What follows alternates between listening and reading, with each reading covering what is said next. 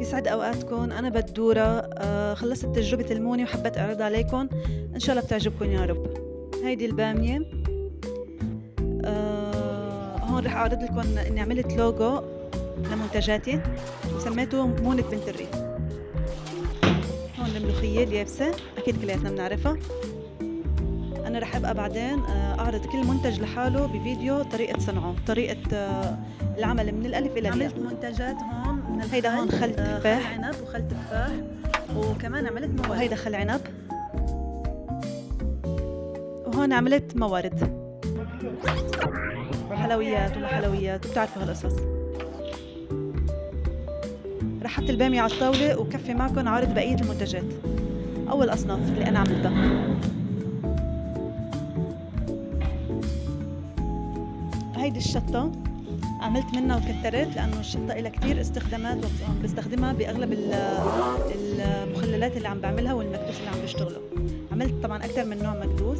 هيدا مكدوس عادي بالطريقة التقليدية، وهيدا مكدوس الخضار محشي جبنة وحشوة المكدوس العادية. طبعا كمان رح أحكي عنها بفيديوهات تانية. طعمة ولا ألذ ولا أشهى. هون عنا ورق عنب، وهون كبسة مقتة.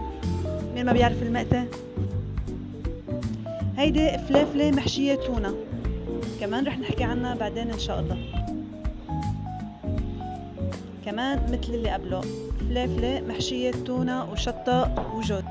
هيدا مخلل خضار بطعمتين، طعمة حلوة وطعمة حمضة، رح تستغربوا بس كله بكرة رح نحكي عنه. وهيدا هون مكدوس الخضار بطريقة تانية، كمان رح احكي عنها بفيديو تاني بإذن الله مع الأيام. أنا هلأ حبيت أعطيكم بس نبذة سريعة عن كل شي اشتغلته. هون عنا مربى البتنجان. إيه لا تستغربوا، مربى البتنجان ما في أطيب منه ولا أروع من هيك طعمة. هون مربى القرع، جبنا قرعة كبيرة وعملناها وعاملة منها فيديو شورتس صغير على قناتي. وهيدا مربى فريز بطريقة تقليدية، عملت مربى الفريز. كان تجربة كمان كتير حلوة وسهلة، يعني اعتيادية. هلا رح ورجيكم منتجات جديده. هون زعتر، طبعا انا جبته ونشفته وطحنته وعبيته وحطيت له ستيكرز.